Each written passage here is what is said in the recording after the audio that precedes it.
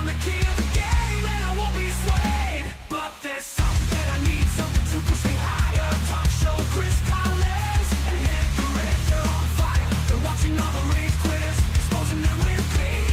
They keep their gaming real, that's why they get all my respect from me.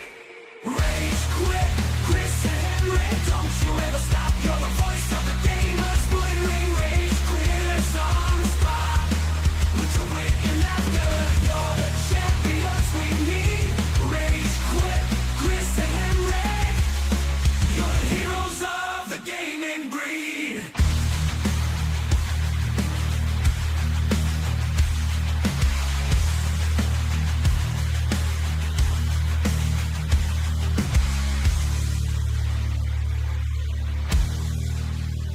Turn around the video game mayhem.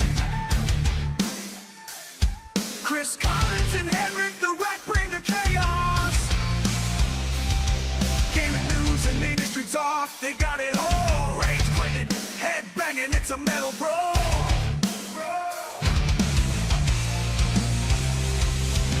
Mental meltdown, gaming in flames. Chris and HenricK bringing the thunderous rage. Video games and viral content, better games, ripping through pixels, the ultimate game to get away.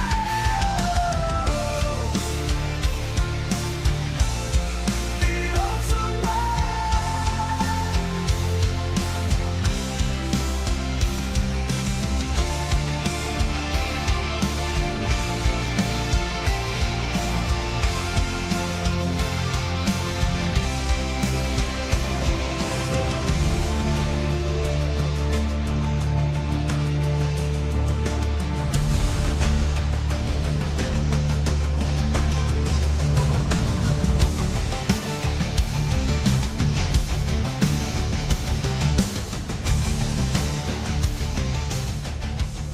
Game over, I'm feeling the rage. Chris Collins and HenricK on the stage, talking gaming news, industry that can't escape. We're reviewing video games, no need to debate. They bring the heat, spitting truth non-stop with fiery words. They're ready to drop, making waves in the world of video games. Collins and HenricK, they don't play no games. From console wars to DLC scams, they expose it all, making sure no one jams. The audience fired up, ready to explode. When rage quits on, you know it's a code.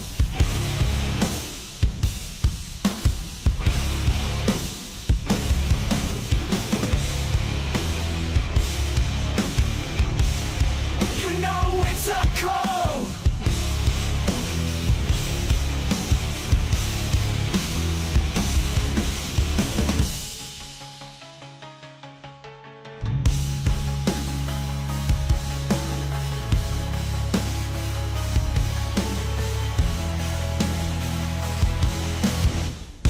When rage quits on, you know it's a code.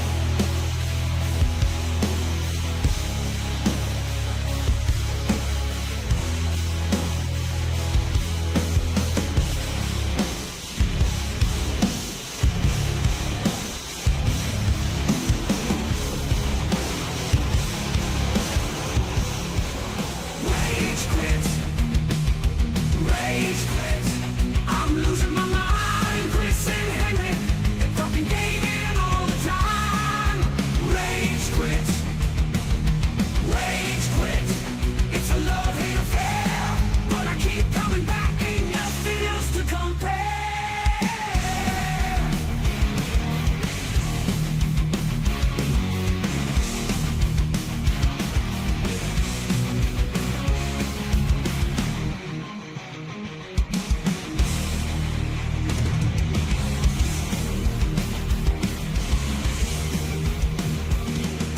Rage quit, it's a love-hate affair.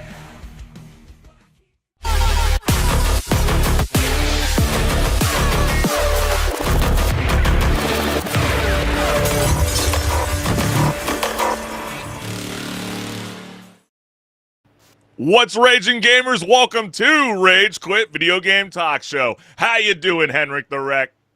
I'm doing great as always, Chris. It's time to raid. Oh man, we got a lot to unpack on this amazing episode of Rage Quit, and we can't thank you, the gamers, for always tuning in live, whether you are on YouTube, Meta, or Twitch. And for those who have not liked, shared, or just shared a post from the Chris Collins Show or HenricK Direct's YouTube channel, this is like the best way to discover us. If you go ahead and use your phones, go ahead and scan the QR code that will send you directly to my YouTube channel, so you can go ahead and subscribe so you never miss a post from your homeboy. And you see this lovely QR code right here? Well, that one goes to my YouTube channel where there's tons of content just waiting to be watched. So go watch some videos, leave me some comments. I'll be waiting.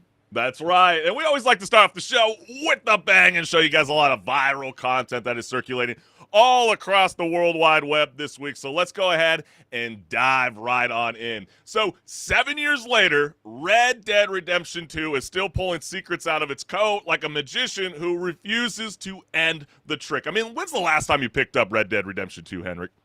Oh, it's been forever. Probably around the launch time, actually. Right, exactly. It's been a long time, but they still have very much a devoted fan base, and players just uncovered a spider-themed mystery that only appears for 1 hour a night, involving a telegraph poles, feathers, and map overlays that somehow turn Fort Wallace into a guitar from the sky. So this is insane, and a former Rockstar developer confirmed it's real, which raises the real question before we jump into the findings. Is this a legendary final reward, or Rockstar casually teasing Grand Theft Auto 6? Or maybe this is going to disappoint everybody that put in all their hard work, all busy chasing spiders. And if you haven't seen some of the evidence and some of the clues so far, let's go ahead and take a look.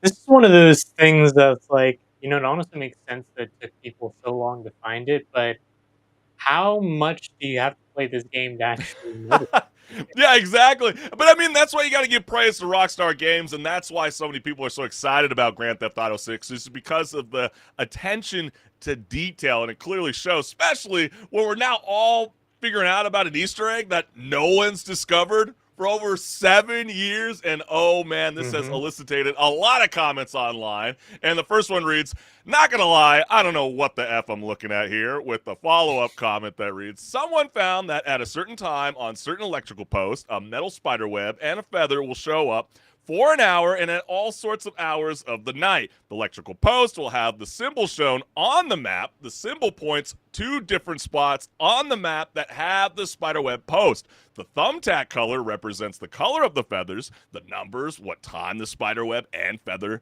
show up." I don't know if I want to be the Sherlock Holmes. I'm going to kind of coast and be an armchair bandit and let all of y'all cowboys be the gunslingers and go do this on your own, right, HenricK? Yeah, I think I'll do the same. Kind of just let the people doing this investigation figure it out, and then I'll sit back and enjoy seeing them do that and finding some great big discovery I about think it. your excuse though is, HenricK, you got a lot of games you got to review. You know what I mean? You don't got time to backtrack. So, but then you also get like really funny memes like this, like it's the Mind Flayer. Maybe they knew something about Stranger Things long before we all did, or maybe this is an homage towards, let's say, Will Smith's, Wild Wild West. Kind of did look like that spider, that robot spider. Maybe that was what it was supposed to be the entire time. What if it just randomly shows up in the middle of the map 7 years later? Like, oh my gosh, it was like a final secret boss. That would be pretty freaking legendary. But I don't know. Tell us, gamers, what do you think? And then the last comment reads here, it will turn out to be more cut content probably, but the fact that people are still discovering new things in this game really shows the incredible amount of detail Rockstar put into this game.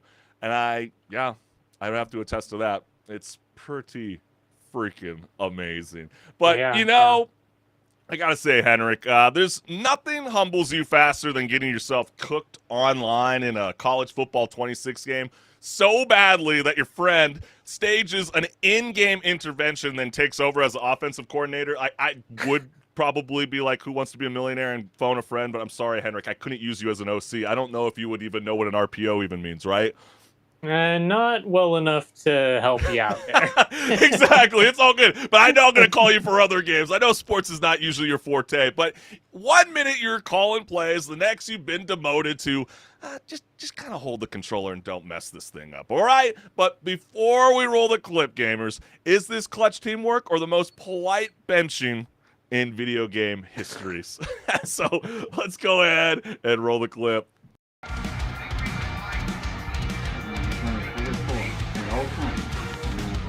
Oh, wait, fuck, we're on defense. Okay. Gotta love friends. Sports games, like, you can't even hate the fact that they're having that much fun with it, that they're willing to make it that important. Yeah, exactly. Who needs the whole VR headsets to get immersed into the gameplay? I mean, I remember last year we were showing, this one young kid that, stepped in almost like a head coach calling plays for his little brother. So I like this kind of style of teamwork. But is that considered cheating? I feel like the other person on the other end of the screen probably doesn't know that there's someone whispering in their ear. Maybe it's better than having AI assist. Yeah, but how many people do you think are actually doing this? Probably not a whole lot. But then Probably not a lot.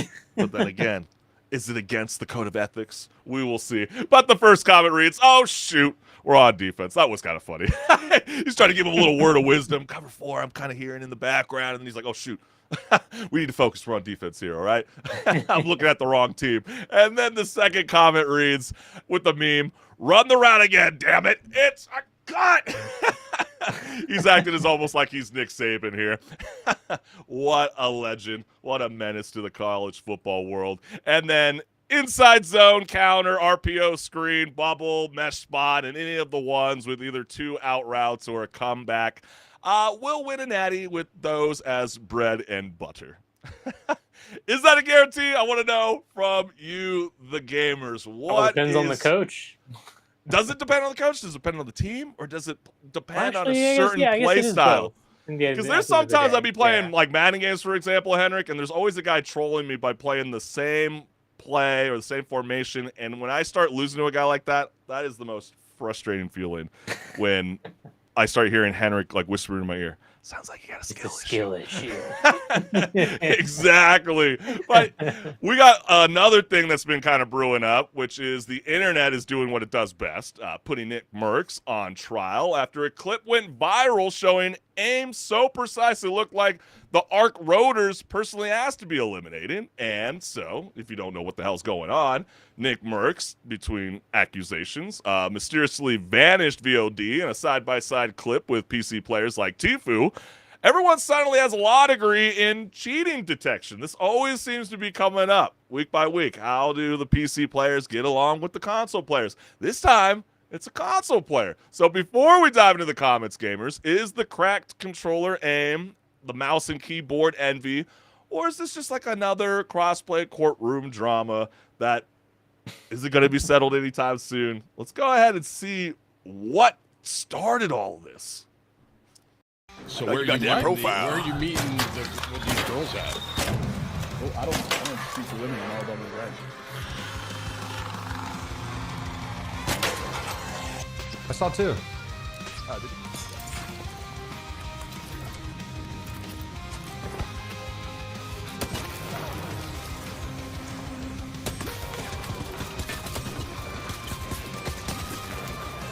Nice. Do you know me? I'm a mouse and keyboard player. So we're gonna hop on controller, go to your settings, go to controller, select linear, and look how good the aim assist is. It just locks on. Now go to the next lane. Locks on. Look at that. Lock on. It's not that hard, guys. You know, the clip, it does look really sus, the way that he's aiming and kind of like jerking back onto the target. Right. But that is a good clip to show at the end there because aim assists on controllers can be exactly like that. So does it kind of feel like a little bit though, like because I am a console player more than I am a PC player? Do we gotta kind of take a back seat a little bit as console players and just kind of chill out a little bit? We're always accusing PC players of being so OP, but then all of a sudden we got a new fresh drama that's now directed at us, the console players. Is it a bit too much? Let's dive into the comments because what does this mean for the unemployed? What does it mean, HenricK? It just means that there is some drama to delve and sink their teeth into. That's what it means. I mean, when you look at Nick Merckx and then you look at Tifu's gameplay, I think it's pretty clear who the PC gamer is and who the console player is. And so when you see him start jumping around like that, is it fair to have a little bit of aim assist on the controller? I don't know if my thumb can move as fast as someone jerking around their mouse. This is actually a debate that happens in a lot of esports leagues for games. I mean, I know I haven't really played Apex in a few years at this point, but I do remember, and even now I'm sure I could go find some complaints of people saying, you know, I'm in esports leagues as a PC player, and all these people are playing on console and with a controller because the aim assist is just that good. Right. And, you know, you look at the clips, and it is a very compelling argument to see, hey, actually the aim assist is really, really good and really helpful in these sorts of situations that you're thrown into in games like this. And, you know, at that point, it kind of just surpasses what you can do as a PC player with a mouse and keyboard. But then you also get comments that read, HenricK, I don't get how these people can have good accuracy when the bloom of a gun is unpredictable. I'm just bad. I'm coping. So some people even with the aim assist still suck at arc I rate. always thought about that when, you know, this is going to maybe date how long I've been playing games, but like looking at Counter-Strike players and Counter-Strike 1.6 and being like, man, how does this guy know how to control the gun well enough to hit a headshot through the wall? No, you know with what? a gun that is completely unpredictable. Fair enough, HenricK. But you know what also dates us back is when we used to celebrate back in the day that we even had the opportunity to crossplay. Now it's like, oh That's my gosh, true. I can't wait to turn this freaking thing off because of all these You know goddamn what? PC players. I actually ruined don't everything. usually care about that whole feature, but I play with people who every time we hop in, they'll be like, man, I don't want to play with console people, or turn this off. See, well, there you go, because then you get this last comment that reads, proud console player, love having the option to turn off crossplay and play with more casual players. You see, they're discriminating against you, HenricK. They don't think you're chill. You don't know the way. You don't hear the voice? And I can Bark be chill. Studios I said swear that I this can be is- chill. Yeah, right. Exactly. But this is Rage Quit Video Game Talk Show, and we can't thank you, the gamers, for always tuning in live, whether it is on Meta, Twitch, or YouTube. We are on every Wednesday night at 6 p.m. Pacific Standard Time, and without your support, gamers, this show would not be possible. And we're just going to throw up our QR codes one last time. Like, share, subscribe, hit the notification bell so you never miss a live show. And you see that QR code down there, go ahead and give that one a scan. It goes to my YouTube channel. If you like what you see here, there's even more of it on the YouTube channel. Just go check it out and see what there is. Yeah, you know, come on, just show the love, baby. But now it's time. We got to get rocking and rolling. You ready to go, HenricK the Wreck? Oh yeah, put on your moon boots, Chris. We're going to be walking in space. Oh, shoot, I forgot my moon boots. I still got that dust in my mouth. I was just so glad to get some fresh air.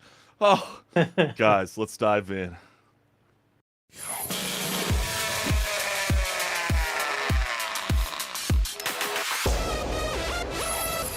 Hey everyone, this is Pause or Repeat. Here we figure out whether a game is really worth your time and money. Today's game is Routine.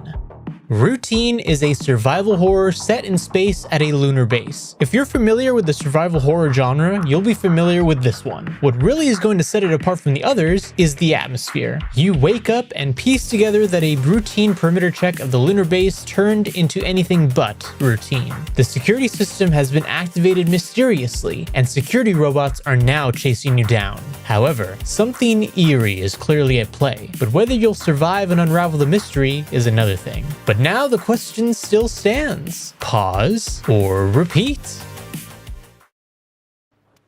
With a name like Routine, it makes you wonder who really wants this storyline as a routine, because I definitely don't.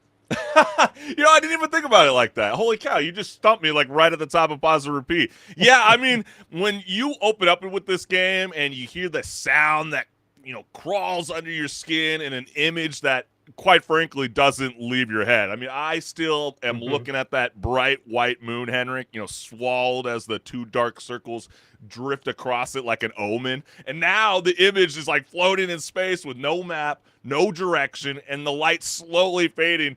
Just you in the quiet, realizing that something has gone very, very wrong on this lunar base. Yes. And when it comes to the gameplay, I guess to dive into that, it is pretty much the standard survival horror affair. You're running from some sort of threat. There's just a heavy tension in the air the whole time, and you have barely any way to defend yourself.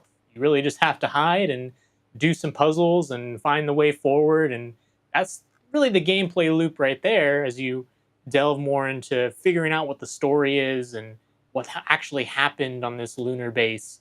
But they actually, at the same time, according to what you can maybe see in some of the gameplay, it gets very dark. Very dark, Very dark. and they do not hold your hand in that dark either. They don't tell you where to go. You got to figure it out yourself. They don't lay out a trail of like yellow paint like some games will Yeah, do exactly. to tell you where to go. You just gotta. I think piece they heard things from a lot of together. the millennial gamers bitching and complaining that we've had too much yellow paint in our lives. And so, Yeah. they figured that, ditch the UI and, drop you into, like a silent lunar base where, curiosity quickly mutates into survival. I mean, like you said, there's no waypoints, there's no hand holding, just you, the dark, and the creeping feeling that something absolutely knows you're there. And so, HenricK, did that figure it out yourself approach pull you in immediately or just make you nervous? It definitely didn't really take me out of it. It actually immersed me, if anything, in the game and the atmosphere. And I say this from a perspective of a horror fan.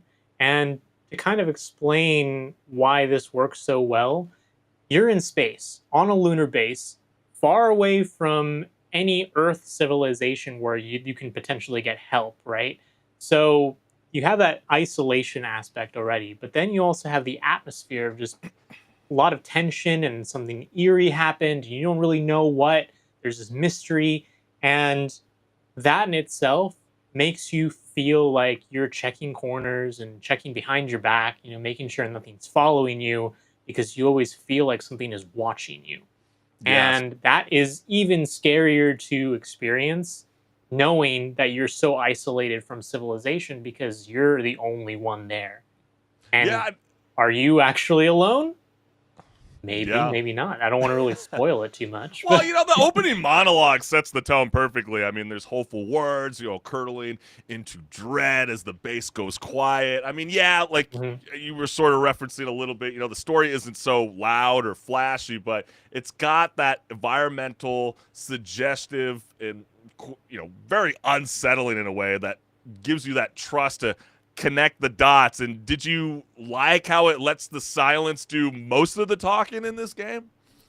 Yeah. They do a good job of environmental storytelling, where it's like you walk into a room, you see things turned over, or a bag with what may or may not be a corpse in it. You don't really know, and then you read a diary log or a journal entry, and you're like, oh, that was a dead body in a bag because they're talking about it right here. Right, yeah. Things like that. You piece it together and you're like, oh wow, actually there's a lot of detail that went into these environments to tell me the story without actually telling me the story. Yeah. Like a traditional game with like a cutscene, for example.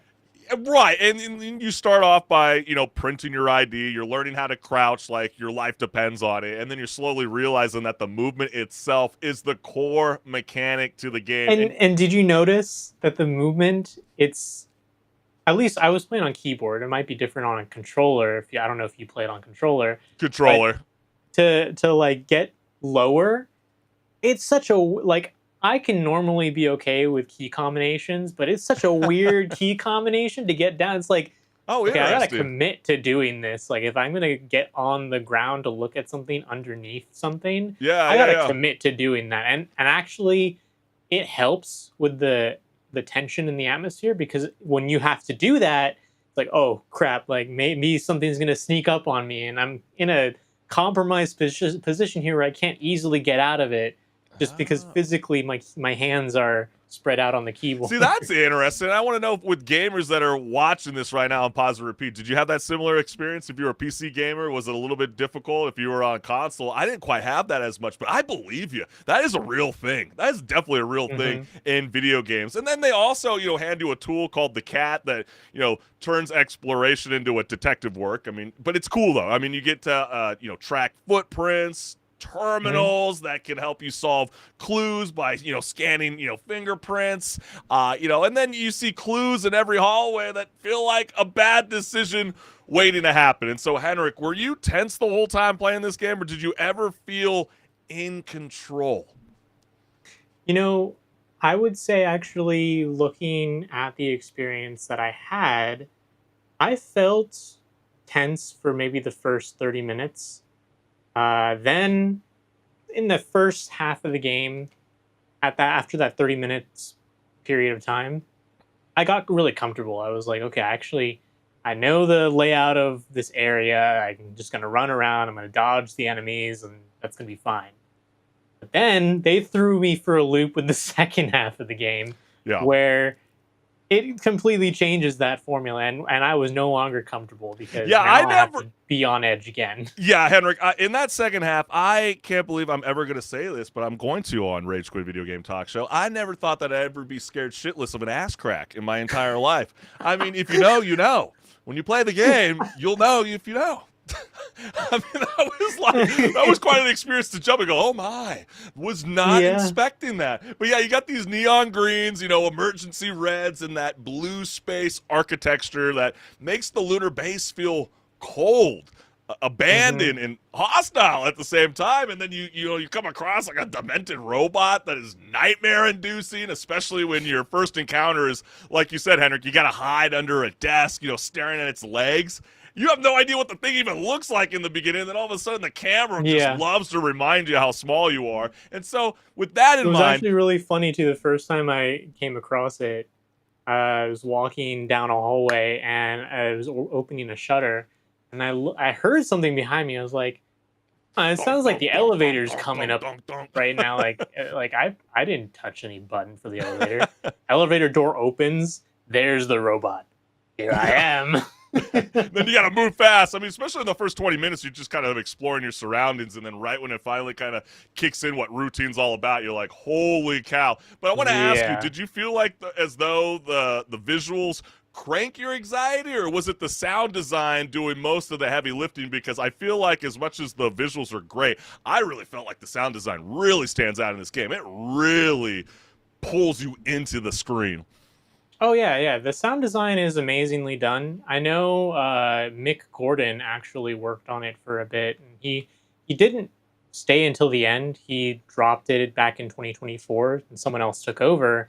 But you can still kind of see, if you're familiar with Mick Gordon's work in like the Doom series and the other stuff that he's done, you can kind of see the influence there. And Mick Gordon's a genius when it comes to sound design, so it totally makes sense that it pulled you in more than the visuals. That musical score in the opening is awesome.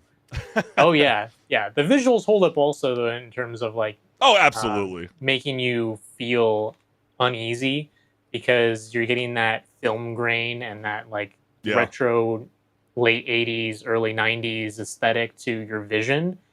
And it's also just very dark. So, like I was saying, you don't have a whole lot of information to go off of when you look down a hallway. So true, especially with the gameplay. It's leaning towards, tension over action and then forcing you to crouch, hide, and, move carefully while that lonely moonlight pouring through the massive window, especially like in the opening where you got to open up that garage door window and then you see the base and you just feel like how beautiful and deeply hostile it is at the same time. You kind of also get a little bit of that Vault Tech, kind of flair that's within it, especially when you start seeing the nameplates. They're like, welcome, you're in Union Plaza, the mall station. So, like, every hallway feels intentional. They're empty and, they're ready to betray you the second you relax. And I'd say I would say this, the atmosphere in Routine did more of the work than the enemies for me, I would say, though, HenricK. Yeah. What did you The think enemies about themselves, and I mean, honestly, it's kind of a typical thing for survival horror games, at least with this kind of budget, like more indie style budget, where once you really get a good look at the monster, it's not scary. But Well, especially when you start thinking of Will Smith's I, Robot, you know what I mean? That was my first reaction when I saw it. So, did it work for you? Did you guys like it? I know that with Routine, it's eerie, it's tense, and again, it's very unsettling, and it's confident enough to let the silence do all the talking. So, does it stick the landing? It kind of feels like it hints at maybe a possibility for another one. Maybe that's if enough people, decide that it's okay to step outside and breathe the moon dust. But I kind of like this one. I got to say this is a repeat. It's a fast ride, but if it does bring in a sequel, I would definitely want to jump back in this. It feels very much like a very, very good pace for this kind of style of game. I don't know if I would want anything more. But then again, what do you say, HenricK? Does it earn a return trip for you, or are you leaving this base sealed forever? oh yeah, this is a repeat for sure. I'm gonna recommend this to people who like horror games and maybe even watch them play it because it's gonna be that enticing to just see their reactions to things that I know are scary. Yeah, like, I know what's coming. Yeah, exactly. Yeah, it's a repeat as well. So you heard it from us, and so tell us, gamers, are you replaying this nightmare, and would you willingly go back to the moon knowing what's waiting? Let us know what's good. But we got here so much here on Rage Quit Video Game Talk Show, so you, the gamer, stick around, and HenricK the Wreck, are you ready to rock and roll, my friend? Oh yeah, let's clock those guns back because it's time to fire some shots at the industry. Oh, damn, I like what you're saying. Okay, let's get it, baby.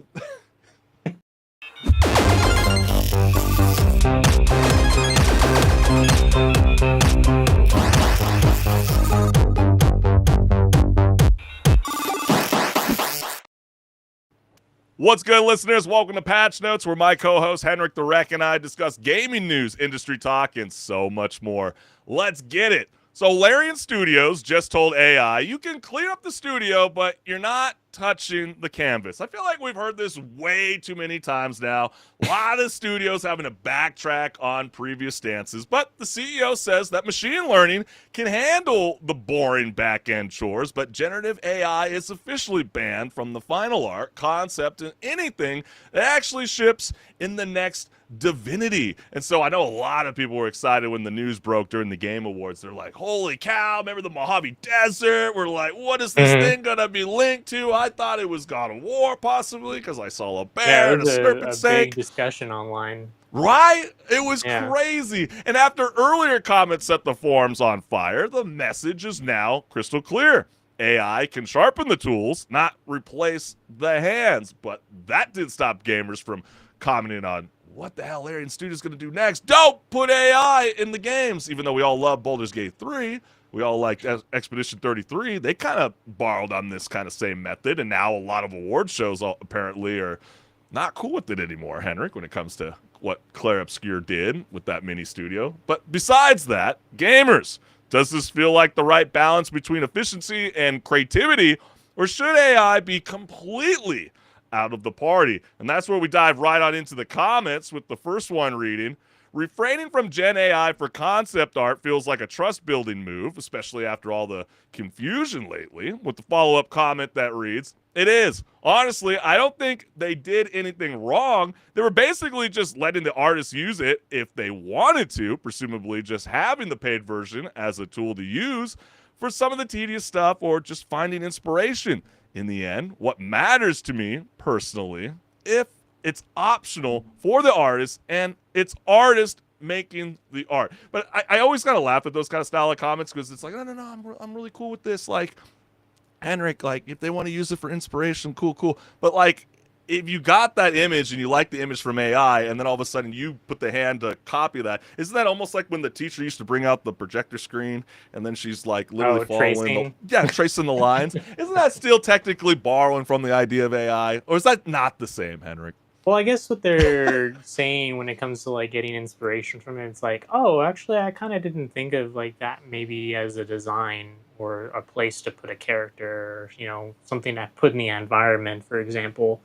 And then they'll be like, you know what, I'll take that and kind of put it somewhere else. Maybe does not that- exactly like but- trace it, but just put it somewhere else. But does that qualify from, you know, from like previous complaints where like people were saying that like picks up the tedious work? Because a lot of people were saying let the artist be the artist, but if the artists are using tools like the AI to be able to grab inspiration, doesn't that kind of defeat the purpose? I don't know. Join the chat, gamers. Like, I'm really curious. I would say, at least personally, I think there is some real nuance to that statement of doing that, like pulling inspiration from AI. And think of it like this. I mean, it's not entirely too different than like saying, hey, I got inspired by this artist on Twitter, or I got inspired by this artist that I saw in a local art gallery, you know, and I then took their idea and kind of modified it and made it my own a little bit, and now See, I that's put it here. interesting. So that's an Because at the same interesting time, take. if you think about it like that, I mean, a lot of people I know don't want to think of AI as an artist itself, but you think of it like like an artist itself that you're just getting inspired from. You're not entirely copying or using directly. It's the same concept, really, when it comes down to That's it. interesting. And I think I even read news before I jumped on that even Comic-Con is backtracking. I guess they were going to allow AI artists to join, you know, the convention, and now they're not doing it after artists, you know, had massive backlash. Even Bandcamp in the music space also had a lot of backlash, but they were allowed AI artists to take over their website. So there is still a little bit of that grip that's happening about what's the proper way to utilize AI. But then, you know, this Yeah, and comment I think a lot of it is because all these companies don't want it to feel like it's just an asset flip or a cash grab, where it's just like, oh, I have this money scheme where I'm just going to make a ton of money by putting in no effort into this actual art piece and just do a prompt. And Well, what do you people think are about gonna eat it up, you know? Right, but what do you think of this comment that's on screen, HenricK? If you think that in 2026 a tech company isn't using AI-assisted code, then I've got a bridge to sell to you with a follow-up comment that reads, is it an AI-assisted bridge? I mean, it was pretty interesting, you know, at the beginning of the week where there was a lot of people clowning the Duffer Brothers from Stranger Things because an image was circulating online where someone, like, you know, really zoomed in. They thought they were using ChatGPT, and then it come to find out it wasn't. It was like Google Docs image or whatever. But it's gotten to that point where it's do you even respond? Why even respond? I mean, everybody's going to be utilizing it anyway. Like, is Larian Studios really going to take a hit from their player base if they flat out just said, like, AI is here to stay and we're going to utilize it? Because remember, even Tim Sweeney came out and thought it was really silly that Steam had to even put an AI label on these video games. But then some people were like, hey, yo, HenricK, the reason they do that is because it's no different than when we got, like, The Witcher 4 trailer, and we have to have those subtitles that show up on screen going, Yep. this is not the actual in-game footage. Not This in-game is footage, cinematic. yeah. So, is it a bridge too far? I don't know. We'll keep it rolling. The next one reads, Larian's really going out of their way to communicate in good faith, but every time they even mention the word AI, it's going to generate 1,000 inflammatory articles with ridiculous headlines, probably in their best interest to just not talk about it anymore. Is it best to just not talk about it, or is this appropriate even if they're not in damage control, because again, this all started from a Reddit AMA. They didn't, someone asked it. They didn't have to select that question, but they did.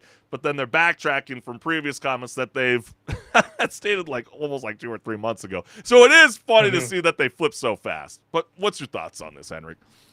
Yeah, I think we'll probably not hear much about this from them in a while, at least, because this is probably going to be one of their last statements in regards to it. But they probably wanted to just address the anger of people out there saying, you guys are the worst studio for doing this, pulling AI out and saying that you're using it. Okay, fine. Yes, we're using it for the tediousness, but we're not going to be putting it in the game. And then now we probably won't hear much else. Well, why? They're probably still going to be using it, but just not telling us. It feels like they're almost having to say this now instead of later on, because they are a studio that has a Game of the Year winner, and that is Baldur's Gate 3. And Divinity, when it comes out, let's say it gets all this kind of high praise. Well, a lot of these gaming award shows are starting to push back against any kind of AI use, and so it feels like a lot of these studio heads are kind of clapping back and be like, you know what? The reality is, everybody's doing it. Yeah, it was easy to clown Ubisoft, even with their Ghost Rider, and even Activision saying they're going to use their assets. But it's I think even with this comment, let me see. I think this next comment kind of addresses a little bit even with Activision. Yeah, let's go into this one, HenricK. My only hope is that the CEO learned a valuable lesson here. It's all fun and games to take pot shots at the industry you're a part of and the other human beings in it, but you're only one decision away from your own turn in the barrel. With the follow-up comment that reads, my only hope is that players do some basic research and realize there's a Grand Canyon of difference between what the CEO was talking about and what Activision is doing in Call of Duty. I get that AI is a hot topic and everyone wants to have an opinion on it, but 99.9% of the players know absolutely nothing about it. They just hear the buzzword and start bitching online. I know it always kind of cracks me up. It's even when I'm working some of my side gigs and, and you start overhearing conversations and people are like, oh, well, AI, it's all scaring me. This world's so crazy. I'm like, you have Alexa and Siri. Holy cow. You've been with AI all your life, and now you're acting as though it's doomsday. Even Navita's kind of sounded like what I've been. The CEO, he's like, all these doomsday writers, they're all talking about, AI is the end of humanity. But, is that kind of a fair comparison, to know that, we even clown Call of Duty. Remember, it was the six-finger Santa zombie and how they were selling cosmetics that were clearly AI-generated, and you feel like it's such a slap in the face because it's you want me to pay $15 for something that you just typed in text to image? Well, it does seem kind of crazy. I'll let you finish your thought. No, that's kind of really it. Okay, I was just going to say, I think the difference there is a couple things. So one of it is, I feel most people would be okay with AI use as long as it's proofread, in a sense. I mean, it's the same thing if you were to do an AI prompt asking, hey, write me this paragraph, and then you just submit the paragraph, don't even look at it. And it's okay, well, clearly you didn't put any work into it at all. But it's different if you were to say, okay, give me a paragraph, and then you go through and you actually proofread it and maybe change things around, because it's not going to be perfect every time. It's not going to sound like you even, because it's not you. And that's a bit different, And a lot of these complaints for companies like Activision doing AI cosmetics and AI loading screens, they're doing the first thing where they're just saying, yeah, just make a thing. Just ship it. Don't even look at it. At least It feels like that. It feels low quality, like they didn't put the effort in. And that's why people are mad about it. And there might also be some bias of people like to complain about certain games and game studios. And that's why when it comes to a studio like Larian, it's a bit more of an interesting conversation, because people don't hate Larian for their games. It's also, too, 2025 was horrible for a lot of, people that create a lot of the video games that we love and we play, because of a lot of the layoffs that have been happening. And obviously the grunt is letting AI do all the busy work, while we should allow the humans to have the creative wheel and feel like and a lot of these studios are finding like out that can we find that equal right balance, especially when we had like companies like Electric Arts, for example, who have now said with the new acquisition, no, we're going to be heavily pushing into this whole AI thing. And so is this still like a slippery slope with a fancy tooltip? That is where we're going to have to soon find out. But, they did confirm that they were not going to be using generative AI art into, the writing, for example, and even the art pieces. So the final version of Divinity is all going to be very much human creatives, especially when it comes along with the dialogue, the journal entries, and the finished visual assets. And so do you have a problem with AI being used as a concept art and then, the humans coming in to replace it? That's where you, the gamers, need to chime in. And so we'll leave it at this kind of like final thinking point. Tell us, gamers, is this the right balance? Letting AI handle the busy work while humans stay in charge of the magic? Let us know what's good. But all right, HenricK the Wreck, let's start to switch some gears, because what is the latest industry buzz happening that gamers need to know? Break it down. Well, Ubisoft is back in the headlines, and once again, it's not for a victory lap, because this company is now shutting down its Halifax studio, canceling Assassin's Creed Rebellion, and shelving an unreleased Rainbow Six mobile game that was set to launch next month, at the end of next month. So the question is, why now? Why was Ubisoft were they stretched too thin chasing the mobile games? Because these are mobile games, clarify that. Or are executives clearing the board for something bigger? Like maybe they're trying to make their numbers look nice for an acquisition, or, for stock prices to go back up.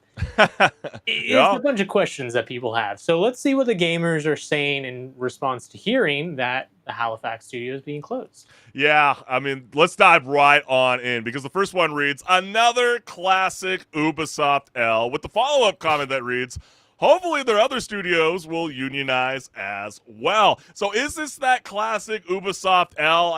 It's always horrible news to hear that people get laid off, especially when an entire studio like Halifax just recently unionized, and some people feel like maybe that is one of the main reasons why Ubisoft let them go. Or maybe, HenricK, just maybe, I'm just going to throw this out there. Is it really a good idea to put Assassin's Creed characters looking like Funko Pops into a mobile game? How stupid is that? I think the idea of doesn't appeal to me, at least. Come on, right, exactly. And I know there's going to be some gamers out there going to go, oh, it actually was really, really fun. I believe you.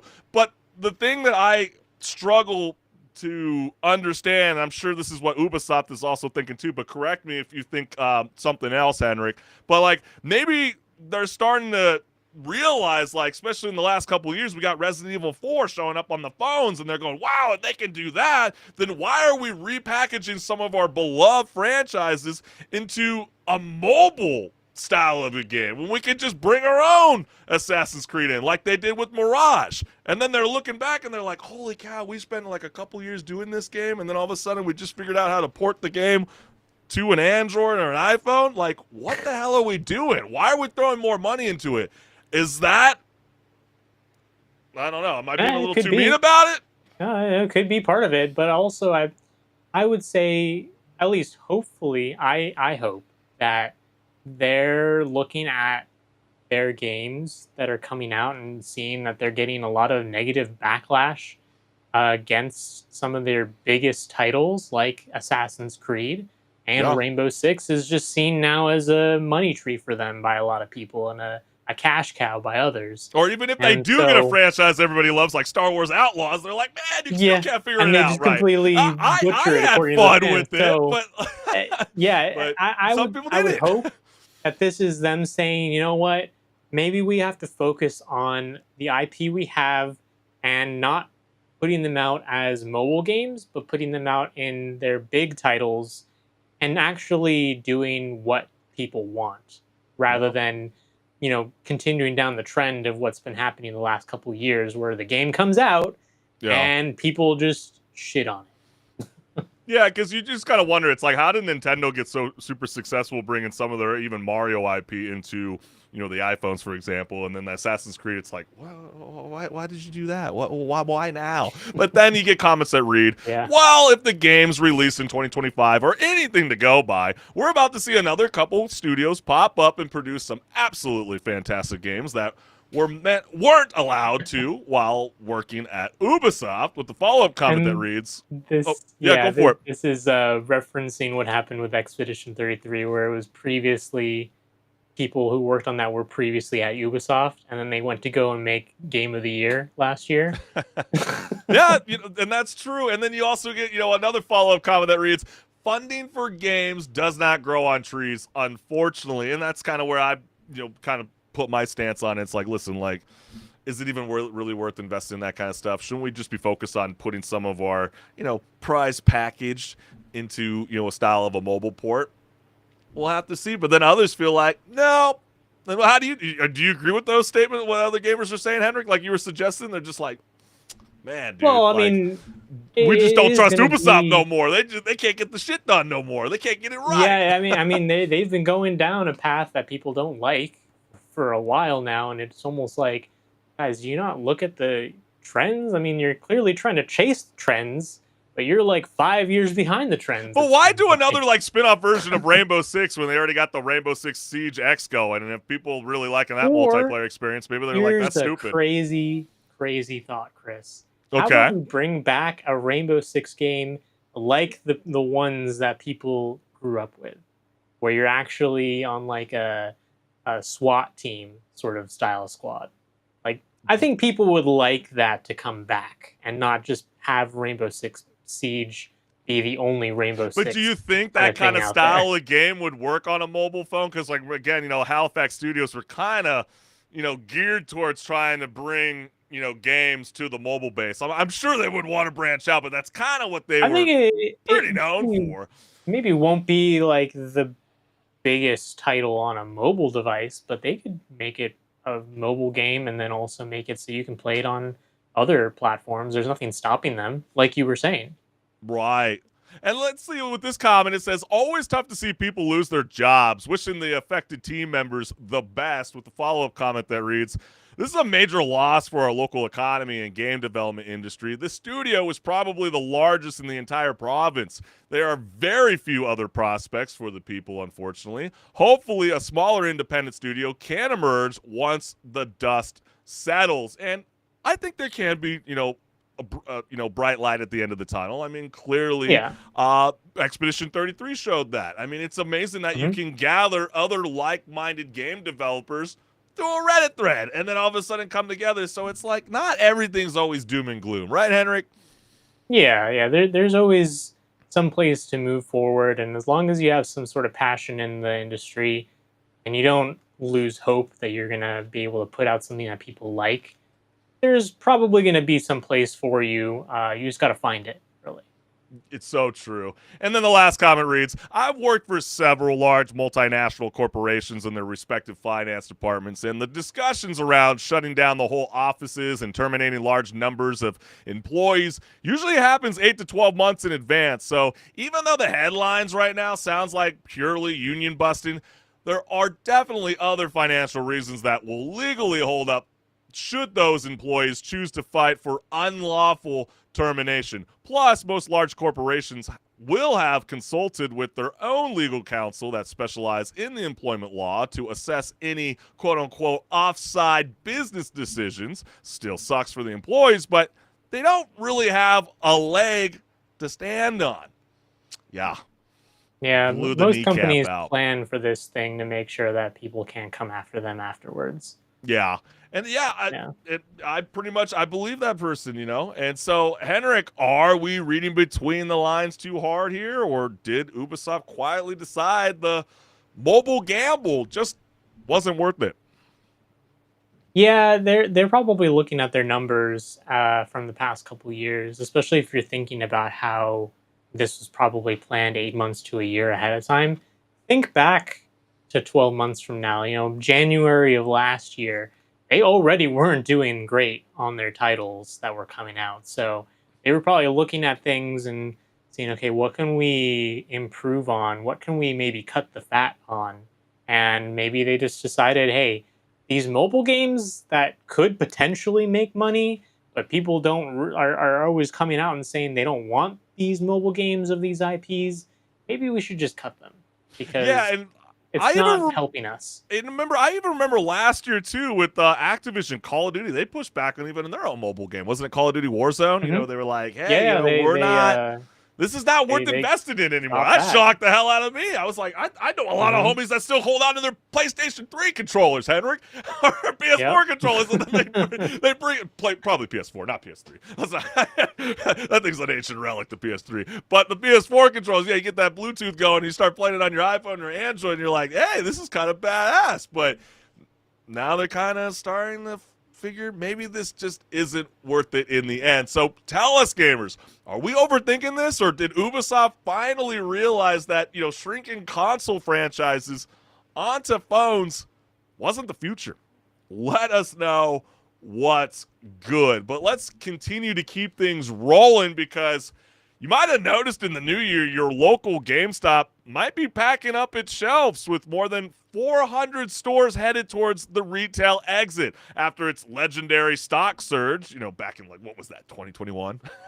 The company Yeah, during tried. the pandemic. Yeah, right, HenricK. They tried reinventing themselves with everything from the crypto lockers to the NFT marketplaces, hoping one of them turns nostalgia into a business plan. Well, come to find out, even with ads with this whole Trade Anything Day, that was pretty odd, Or then right? stealing the Best Buy girl.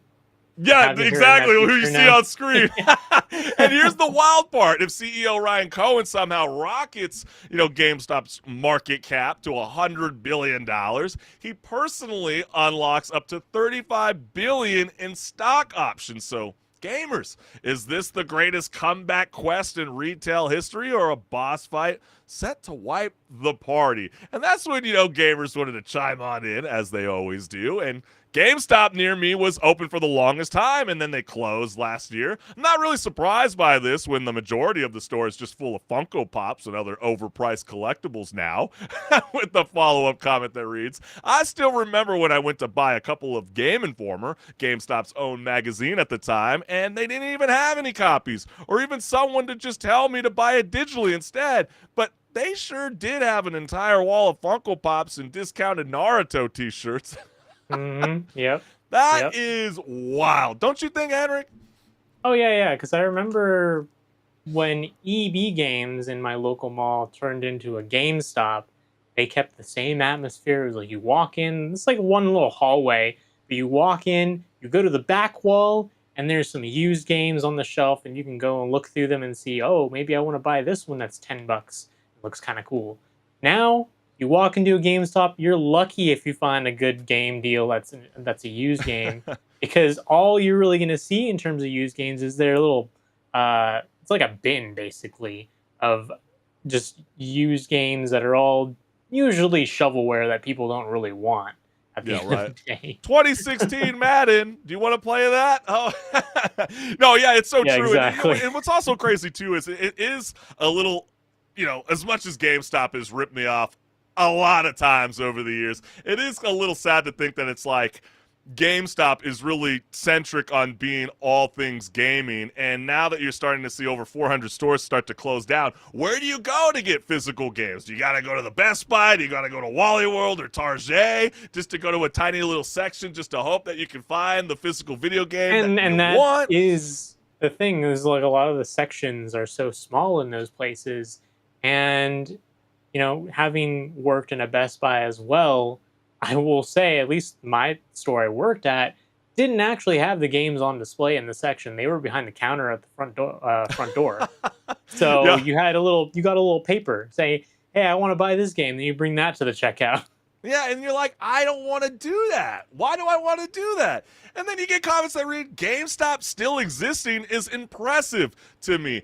And, it is. I mean, especially when you see the GameStops that are not tied to a mall. Like, you feel like the GameStops would be more successful when they are with the mall. But then again, Malls are dying off so freaking fast. I mean, malls have to like accommodate to become this whole entertainment mecca. They're like, wait, you guys don't want to go to Hot Topic anymore? We got the movies. We got a live concert venue. We got bowling. We have a way better catering food service for you. Yeah. And that's still not enough to get gamers to be like, you know what, maybe we should take a detour to the mall to go check out some physical games. They're like, nah, I think Amazon's cool. Maybe I'll just wait for my prime time 2-day delivery. I mean, I'm partly to blame for that sort of thing too. Like I We don't all really are. go to It's the great. mall. The only It's time I go to great. the mall is if I'm going to the theater at the mall. You ain't lying. And then the CEO is going to get paid in Funko Pops and Pokemon cards. I mean, he probably did get a lot of, hopefully, PSA 10s from his junk removal program that they did with Trade Anything Day. But then we also get a follow-up comment that reads, he's not getting paid, no $35 billion. They're spreading misinformation. If he improves profitability even more, increases the market cap, he will be allowed to buy 170 million shares for 20.66 a piece and $20.66. Why did I say it like that? Anyways, he's not actually getting paid cash or just getting awarded free shares. He'll still have to buy those shares from the company. And yeah, that's correct. He has to reach the goal to be able to open up the window to be able to buy stock options. But at this point, do we see a bright future for GameStop, or do we see doomsday coming? Will the Avengers have to come in and save the day? But let's go into this last comment that reads, they closed my closest local store. They gave the employees like 3 days notice. Yeah, that is pretty That's brutal. rough. Especially when they're like, hey, everybody's going to come in and prank you on Trade Anything Day. You might get, smelly. Yeah, it was so short after that. Oh man. I mean, how crazy of a stunt that is. And then all of a sudden to be like in the new year, like, hey, did you enjoy the holidays? Did you have a really good new year? Oh, by the way, here's your 3-day notice and go find a warehouse gig. But HenricK, is this a comeback story in the making, or just the most ambitious side quest retail has ever accepted? Well, it's really people not going into the Best Buys. They'll be going to Best Buy instead of GameStop, potentially. And even then, people aren't going into Best Buy most likely to actually buy games. They're going into their PlayStation or their Xbox or their PC and buying it digitally. Yeah. Or they're ordering the physical copy online on Amazon, waiting a couple days, not having to leave their house. The only times I hear of people actually going and buying a physical copy in a store nowadays is on the launch day if they want it the same day.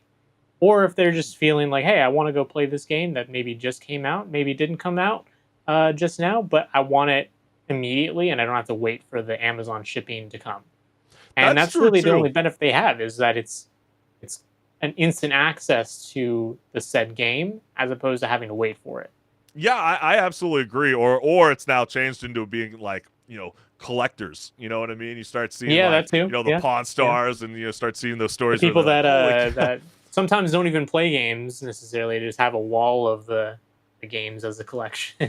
You're right. Or just like, wow, you still have a perfectly preserved Halo, Combat Evolved game. Like, holy cow, I want to buy that thing. And maybe you're just hoping that the value builds up over time, especially now that gaming starts having award shows that are starting to pull in way larger viewership than the Academy Awards, the Emmys, even the Golden Globes that were just on last Sunday. So, that's even super incredible to even think. And, you just have to think about even, Blockbuster days, and also think about how everybody laughed at, even Netflix for even doing the whole DVD mail-in route, and then they ended up making their streaming service, which then leads to why gamers don't buy physical copies, because of these digital marketplaces and these streaming services. And so, a lot of that plays a factor in killing business storefronts like GameStop, and maybe even your local hobby shop as well that caters towards physical video games media. But tell us, gamers, if CEO Ryan Cohen somehow pushes GameStop to a $100 billion valuation, he personally unlocks up to $35 billion in stock options. So Is this the ultimate comeback arc or just the boldest boss fight retail has ever queued up? Let us know what's good. But all right, HenricK the Wreck, clearly, having a skill issue comes with playing the games that we all love. I like to think that. Not everyone loves a yellow path in game, but now something can change the way we play. Break it down. So picture this. You're stuck on a puzzle. We've all been there. I know you remember me playing this game called Scorn, and I got stuck on a puzzle for like 20 minutes. I know. Yeah, I'm trolling we've you all in the been there. Twitch chat. Yeah. Look there, Yeah. look there. Why are you making me look over there? don't rely on me. I'm just gonna troll. Yeah. Yeah.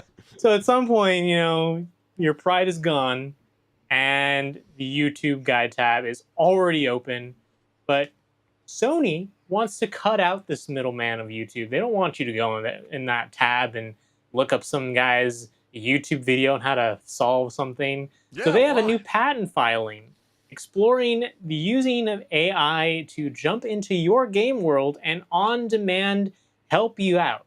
Not a built-in companion, but a temporary assistant when you're stuck.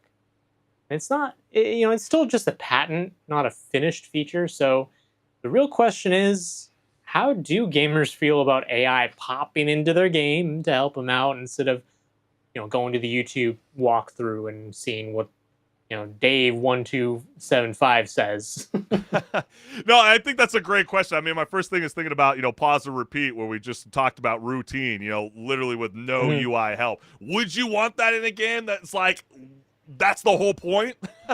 But then again, sometimes if you get stuck, you need it. But let's dive into this first comment. This was in the Mario games in like 2009 with the follow-up comment that reads, yeah, the new Super Mario Bros. For the Wii U, it was pretty cool, but then with another gamer adding in, not that it makes much difference, but I think that was just a developer ghost running through a scripted cycles. This sounds more like it would be reacting in real time to scenarios with more variables at play. Would you want that, HenricK? I mean, I it could think it's be kinda it could be useful for sure, but also I don't know. I feel like I want to have the control of me doing it usually, not have someone showing me in the game, even even if it's not actually a person and just an AI going in and showing me, hey, yeah, go look over here, then shoot this thing. I would have really liked this AI tool when I was playing Alan Wake 2. I mean, I really like that game, but I know if anybody's played it, it's kind of a frustrating detective experience at times. And I'm guilty of pulling up that YouTube tab. Hey, but would you take this over, like, say, a character like Atreus or Navi? Whispering Okay, in your that's ear, saying, funny. hey, go do this thing. Atreus, boy. Yeah, I know, right? Always giving away every single clue before you even have even a second to possibly look at the the structures that are on the wall to be able to Yeah. give the clues to open up the door into whatever the unknown is. Yeah, that's a fair point. What do you gamers have to say about all this? The next one is, imagine paying $80 for a video game only to have AI play it for you because you're stuck. I hate this timeline. Okay, I think that's a bit of a stretch. And they're not like, It's not going to play it for you. It's just going to it might be kind of show lame you if you find out that something. there's going to be Twitch streamers in the future that are going to be VTubers, and you can't tell that they're real humans behind the screen, and all of a sudden it's like Sony's AI just making money for them because they're just allowing this AI to play the game for them. Yeah, that would be kind of wild to imagine paying $80 to have an AI It kind of play reminds it me for of you. how, like, there's a lot of MMOs out there that are really designed around, hey, we know that maybe this quest marker is one of several you have. Here's a button to teleport you to the quest marker. Or if they don't do a teleport, they're like, hey, press this button and you'll just walk. You'll auto walk down a path to this quest marker. No having to, like, figure out where to go, any of that, because that takes too much time. We need you to progress. Yeah, So we can need you to have you progress. spend money on the game. I just hear about this whole Sony AI thing, HenricK, and I just think like someone is going to take advantage of this. They're going to laugh at people like this that go, imagine paying $80 for a game to allow AI to play your video games for you. And then someone's going to turn this around and find a way to make money off of this. And then they're going to run a Twitch channel or a YouTube gaming channel playing some of your favorite video games. And you're not even going to realize that it's a human playing it, it's AI. And then all of a sudden we're all going to be suckered in and they're like, wow, I really want to play that game. And then Sony's like laughing going, holy cow, we invented something that we never knew would be a tool to be monetized while you're sleeping, as you, a gamer, is suggesting. They really are trying to turn us into the Wall-E chair people. Maybe they are. But what if I'm making money while I'm sleeping? I'm just kidding. I'm envisioning something totally different than what Sony's inspecting. But is that, I mean, are we turning into the Wall-E chair people? I don't know. You tell us, gamers. And then the last comment reads, ooh, this is a thick one. People are going to be bothered, but it's no different than looking up a step-by-step guide or even handing it to a friend or family to help you. Just because you don't have a use for it doesn't mean no one else does, laughing out loud. It removes having to search on the internet for answers. Could be useful those who need it. With the follow-up comment that reads, there's also an accessibility argument to be made here. There are some parts of the games that impede players because they cannot physically do the required task. We've seen in a big rise in developers adding accessibility features over the past several years. Here's to hoping they utilize this technology to make it even better. Personally, I'm hoping they create an AI player too so I can play the games like It Takes Two that my partner has no interest in playing. That's a food for thought. Second thought there does have a good point. And I would hope that they're looking at options like that to make it so people who have disabilities can actually play certain games that they're having trouble with. And that's a great benefit of this sort of technology. The first bit of the comment, though, I understand why people are angry maybe about the idea of this, as opposed to like handing the controller over to a friend or a family member, because there's been this big push, or at least I've seen that there's this big push for people to want to connect to each other more nowadays, because so much of our attention is drawn away from each other and drawn to screens or their phone or what have you. And the experience of handing the controller over to your friend next to you is something that you can't replace with an AI. Well, it sounds like you will not be putting a $20 deposit on the Razer Project Ava, the holographic cylinder desk companion. You heard it first from HenricK Direct. So if an AI can jump in the moment you're stuck, does that solve the frustration or erase the satisfaction of figuring it out yourself? And I get it. I get where you're coming from. But we also showed a clip at the top of the show where the guy tried to help out his buddy in college football 26, and he didn't even realize that they were on defense. So sometimes your friends don't always come in clutch, HenricK. But then it becomes a story to tell later on. Hey, That's man, right. Remember that one time you tried to give me tips, but you sucked? You suck, and we Yeah. both suck. Yeah, we both found a gig on a low IQ team. But tell us, gamers, does having an AI helper cheapen discovery, especially when it comes to the secrets that used to spread through community word of mouth? And are we okay with games quietly watching how we struggle so they can decide when to step in? Let us know what's good. But man, this has been such a jam-packed show of Rage Quit Video Game Talk Show, and we can't thank you, the gamers, for always tuning in live every Wednesday night at 6 p.m. Pacific Standard Time, because without your support, gamers, this show would not be possible. And for those that haven't liked, shared, subscribed, or even hit the notification bell, that is the best way to never miss a live show. And if you've been here before, you should know the drill by now. This is my QR code. Go ahead and scan that one, go to my YouTube channel, hit subscribe, and stay tuned for whatever comes there, because it's going to be great. You already know it. That's right. And for now, you, the gamers, have a blast in the new year. Keep on gaming, keep on raging, and we will see you next week, fam. Peace. See ya.